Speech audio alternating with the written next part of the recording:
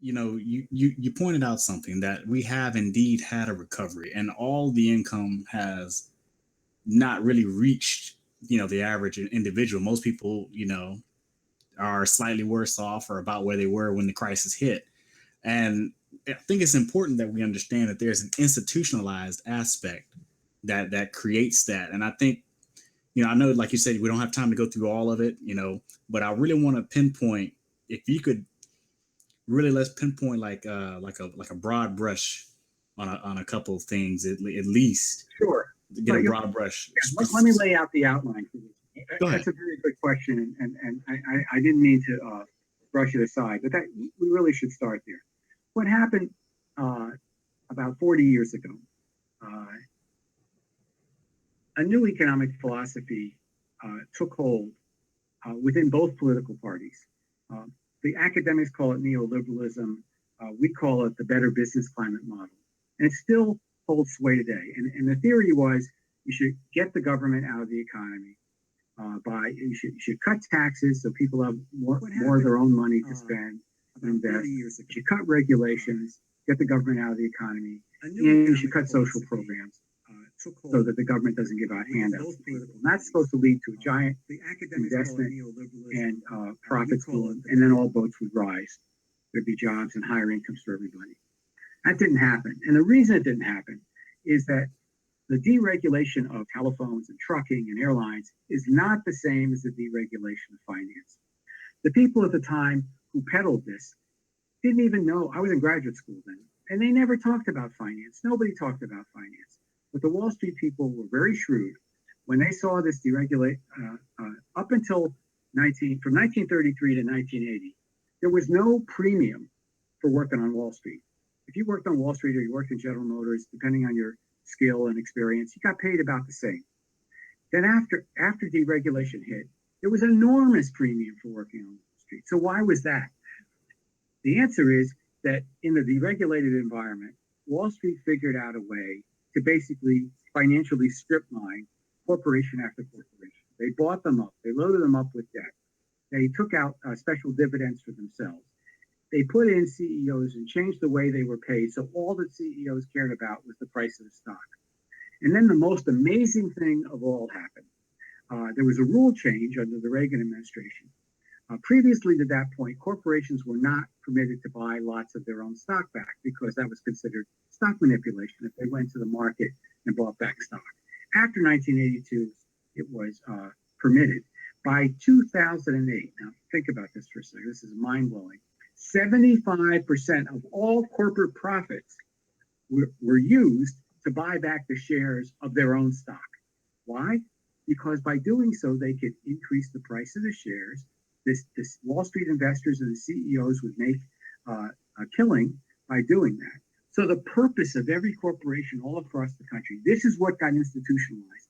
The purpose of those corporations was not to produce a product, but was to produce cash flow to boost the price, to buy back their own shares, to boost the price of their own stock, and to make a killing. So the ratio of income between the CEO and the average worker went from 45 to 1 in 1970 to a phenomenal 844 to 1 in 2014. Now think about this for a second.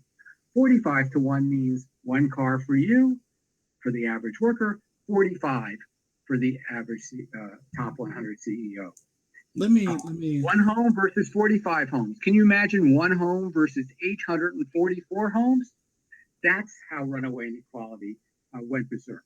And it's now built into the way our entire economy operates. I was going to say, now, remember, everyone, I want everybody to realize that when large sums of the corporate cash flow is used on these buybacks, that's, workers that aren't hired, that's investment into the company that's not done, that's, higher prices for goods and services. So you have to remember that extracts a huge cost on everyone. You just said that our whole economy is structured that way, which means that the pricing structure for goods and services, what people are paid, all of those things will kind of shape around this gross manipulation of the corporate system. It gets worse now. Not only does it impact workers inside facilities, so just what you said, this is the reason why they push jobs overseas and cut back wages and pensions and benefits, and basically financially strip mine the company to get the cash flow to do the stock buybacks.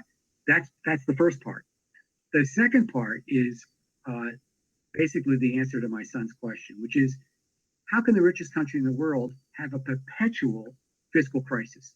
Our infrastructure is collapsing. How can that be? Well, the answer is, when you load up these companies with debt, that was a new thing. What the new thing in the deregulated environment was to buy up companies and then using a lot of debt, and then you put the debt on the company. It would be as if you went out and bought a car, and then the car had to pay back the loan and not you. That's the great thing about for Wall Street people about corporate takeovers, is the company pays back the loans. Well, they did this tens of thousands of times all across the country. Virtually no company has been immune to this. And so corporate debt has grown and grown and grown. And like mortgages, the interest on corporate debt is tax deductible. So the corporate contribution to state and local taxes, for example, has fallen in half. So corporate money's not there. Okay, how about wealthy people? Well, as the rich get richer and richer, they don't want to pay taxes. They move their money offshore to the tune of something like $21 trillion. So they're not paying taxes. We're losing about $150 billion a year in corporate money, and in wealthy people's money that's parked offshore. So the rich aren't paying, the corporations aren't paying, and that leaves people in the middle and the bottom. We now, who are doing all the paying, we now have a perfectly regressive tax system on the state and local level. The rich pay half as much as a percent of their income as the bottom 20%, and it just gradually falls down the ladder. The poorer you are, the more you pay. So nobody has the money to pay more taxes. So you pit people against each other: private sector workers against public sector workers. Meanwhile, the rich are getting richer. Corporations are buying back their shares to enrich their CEOs and Wall Street investors, and an enormous amount of money. At one point, like in 2006, I think it was, 40% of all corporate profits ended up on Wall Street. So the money's been actually siphoned away from the rest of us. Now, the consequences, this is where it gets depressing. I warn people when they're in my classes. I said, well, I'm going to have to take you way down before I can bring you back up. And I offer to share my Prozac with them if they're having any difficulties. Because when this system has a tremendously negative impact on the unemployed and the poor. So in the 60s, when I came of age, government believed that it had the duty to try to eradicate poverty. This is before neoliberalism, better business climate model hit. So, there was an enormous number of experiments in the 60s to try to eradicate poverty, both in inner city, but also in Appalachia, white and black. And Head Start, for example, grew up. The War on Poverty. Some of the programs worked, some of them didn't work, but there was a constant experimentation. This went on all the way even through the 70s. Like in 1979, when unemployment ticked up, Jimmy Carter created 10,000 new public sector jobs called CETA. Now, think about it for a second. When was the last time you heard a politician say, we're going to create more public sector jobs? We're going to have more teachers, more social workers, more firemen, more people to patrol our neighborhoods, community police. When was the last time you heard anybody argue for that? No, we have to privatize everything now. Well, so what happened to the people at the bottom of the income ladder? Well, here's the astonishing thing. If we could do a build chart on this show, I would show you that from 1910 to 1980, the prison population in this country held steady, right even through the big bad 1960s with sex, drugs, and rock and roll and riots. Still, the prison population was steady. Starting in 1980, when this better business climate model came in, where we basically abandoned lower income people, no jobs, you're on your own, fight for it yourself. The prison population shot up so dramatically that we now have over 2.2 million prisoners. We have more prisoners than any country in the world, both in absolute number and in percentage, more than China, Russia, North Korea, Cuba, name whoever bad actor that you think is out there. We have the most prisoners. We also gave up on the idea. So the other piece of this puzzle, and this is what became so powerful in the campaign, both these things did, was that we gave up on free higher education. In the 1960s, uh, it was California was free, the whole system was free. New York, the whole system was free, and just about everywhere else, if you went to a state school and you had a decent summer job, you could afford to get your way through. Maybe have a little part-time gig while you're in school. It wasn't hard to afford college. Today, again, if you look at the chart, the same thing happens from 1980. Student loans just shoot through the roof. Today, it's a $1.2 trillion industry. So there was tremendous resonance for Sanders' uh, uh, proposal to have free higher education because it's so desperately needed. So, no education, nothing for poor people, put them in prison.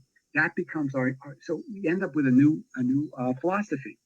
Uh, Basically, you're on your own. If you're unemployed, you're on your own. If you're a low income person, you're on your own. Government, expect nothing from government. So that's kind of become our new ethos. Uh, so runaway, I can show you a chart of Ferguson, Michael Brown, who got killed in Ferguson, Missouri. If we look at what happened in Ferguson, how they collect money, you'll see the same pattern. For years, they collected about 7 or 8% of their income, local Ferguson income, through fines and forfeitures. Arresting people and not arrest, but mostly from tickets, driving tickets, and back payments on not paying your child support, that kind of stuff. Well, after the crash in 2007, 2008, they decided they had to ramp up how they got income. They couldn't get it from rich people who weren't around, or weren't paying. They weren't going to get it from corporations. So they decided to get it from their own low-income people. They doubled. The percent went up to almost 14% of their local revenues that came from fines and forfeitures. So they were looking for people to arrest. That's how Michael Brown fell into the net. They were literally looking to raise revenue by arresting people. And the Justice Department has a report that says this happened in 21 counties around St. Louis. And you can be sure this is happening in thousands of counties across the state. No wonder we have lower income people being victimized by the cops. No wonder we have Black Lives Matter. So these things just don't. This isn't just like racism. This is actually, it's deeper than that. This is the way we operate as an economy. And unless we change it, we're in trouble.